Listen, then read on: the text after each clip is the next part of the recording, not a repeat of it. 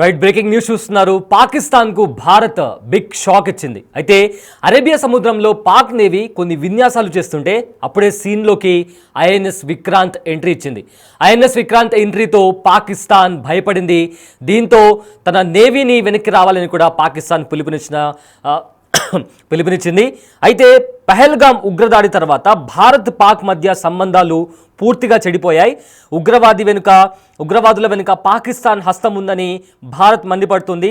ప్రతీకారం తీర్చుకుంటామని కూడా ఇప్పటికే భారత్ హెచ్చరించింది. ఈ నేపథ్యంలో ఇప్పటికే పాకిస్తాన్తో దౌత్య సంబంధాలను కూడా తెంచుకుంది.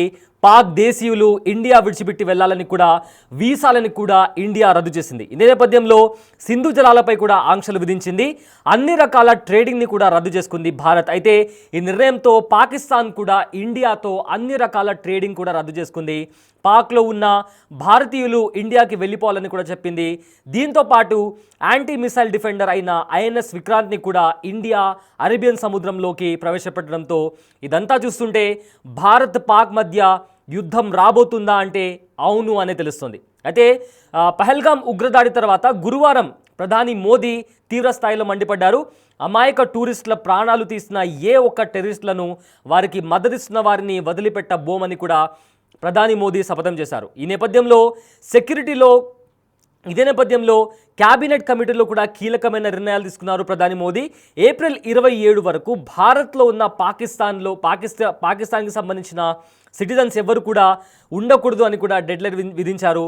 29 వరకు భారత్లో ఉన్న పాకిస్తాన్కి సంబంధించిన సిటిజన్స్ కావచ్చు, ప్రతి ఒక్కరూ భారత్ వదిలి వెళ్ళిపోవాలని కూడా ఆదేశించారు. అయితే ప్రజెంట్ అరేబియా సముద్రంలో పాకిస్తాన్ నేవీ విన్యాసాలు చేస్తున్న నేపథ్యంలో ఇండియన్ ఆర్మీ ఐఎన్ఎస్ విక్రాంత్ని ప్రవేశపెట్టింది. ఐఎన్ఎస్ విక్రాంత్ని చూసి పాకిస్తాన్ ఆర్మీ భయపడింది. దీంతో ఇప్పుడు ఒక్కసారిగా యుద్ధ వాతావరణం, యుద్ధ మేఘాలు కమ్ముకున్నాయి. ఎప్పుడు యుద్ధం జరుగుతుందా లేదా ఒకరిపైన ఒకరు దాడి చేసుకుంటారా అనే విధంగా అరేబియన్ సీ దగ్గర ప్రజెంట్ పరిస్థితులు కనిపిస్తున్నాయి. సో ఐఎన్ఎస్ విక్రాంత్ని బరిలోకి దింపిన తర్వాత పాకిస్తాన్ కాస్త వెనక్కి తగ్గింది. దీంతో ఇండియాకి సంబంధించి అటు నావికాదళం సిద్ధంగా ఉన్నామని చెప్తున్న నేపథ్యంలో సముద్రంలో అరేబియన్ సీలో కూడా భారత్ తమదే ఆధిపత్యం, ఏదైనా కవ్వింపు చర్యకు దిగితే ఖచ్చితంగా ధీటుగా సమాధానం ఇస్తామని కూడా ఇప్పటికే భారత ఆర్మీ చాలా స్పష్టంగా చెప్పింది. ఇదే నేపథ్యంలో భారత నౌకాదళం కూడా ఒక పవర్ఫుల్ మెసేజ్తో ఒక ట్వీట్ చేసింది. ఆ ట్వీట్ కూడా, దానికి సంబంధించి ట్వీట్ కూడా మనం బిగ్ టీవీ స్క్రీన్ పైన చూస్తున్నాం. భారత నౌకాదళం power in unity, presence with purpose అని కూడా భారత నౌకాదళానికి సంబంధించిన షిప్స్ని కూడా అరేబియన్ సీలో చూపిస్తూ ఒక ట్వీట్ని కూడా భారత నౌకాదళం ట్వీట్ చేసింది.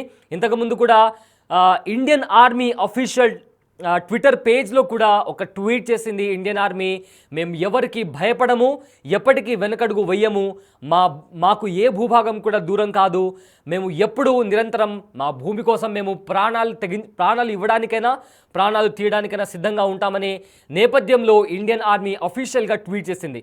సో ఆ ట్వీట్తో పాటు ఒక వీడియో కూడా పోస్ట్ చేసింది. ఆ వీడియోలో ఇండియన్ సోల్జర్స్ ఎవరైతే ఉన్నారో రకరకాల విన్యాసాలు చేస్తున్నటువంటి పరిస్థితి కనిపించింది.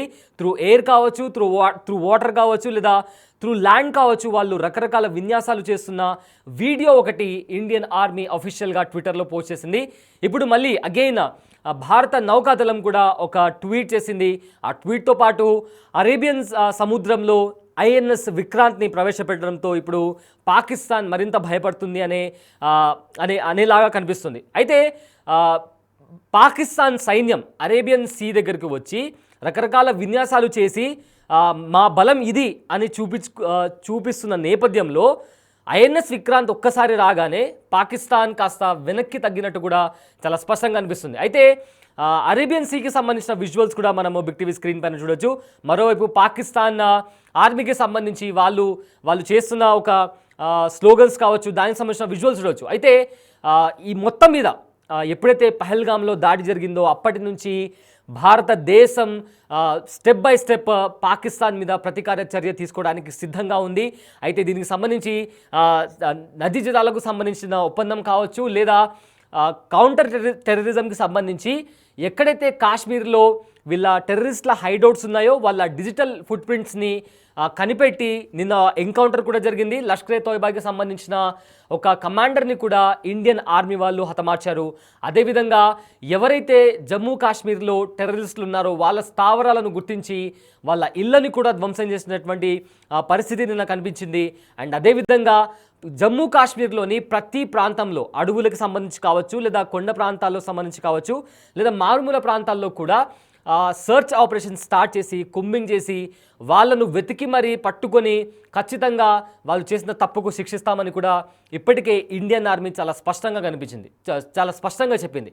అయితే ఇవాళ మధ్యాహ్నం కూడా ఒక వార్త బయటకు వచ్చింది. POK పాకిస్తాన్ కాశ్మీర్ను ఆక్రమించిన పాకిస్తాన్ ఏదైతే POK ఉందో దాన్ని తిరిగి భారతదేశం స్వాధీనం చేసుకోగలిగితే కంప్లీట్గా ఉగ్రవాదాన్ని అణిచివేయొచ్చు అని కూడా కొంతమంది ఎక్స్పర్ట్స్ చెప్పిన నేపథ్యంలో అటు భారతదేశానికి సంబంధించిన ప్రభుత్వం కావచ్చు, లేదా ఆర్మీ, ఇండియన్ ఆర్మీ వాళ్ళు కూడా POKని ఆక్రమించుకోవాలా అనే నేపథ్యంలో కూడా ఆలోచిస్తున్నట్టు తెలుస్తోంది.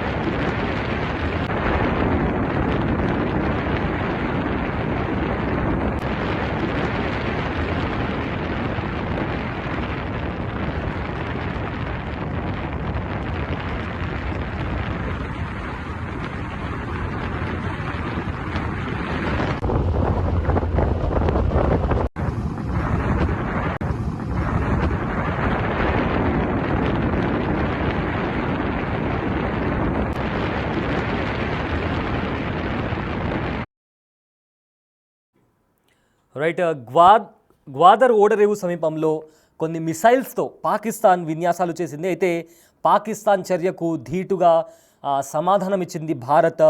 సీన్లోకి INS విక్రాంత్ను ప్రవేశపెట్టింది. సో INS విక్రాంత్ను అరేబియన్ సముద్రం వైపు తీసుకెళ్ళింది ఇండియన్ నేవీ.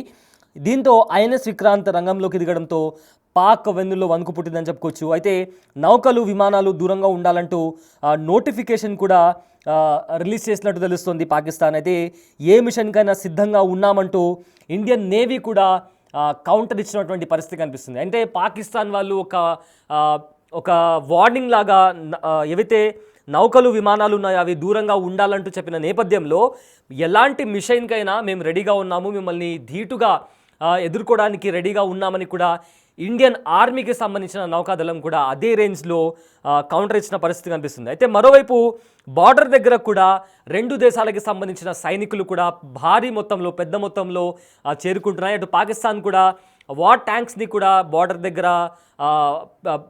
దగ్గర తీసుకెళ్ళి పెట్టినటువంటి పరిస్థితి కనిపిస్తోంది.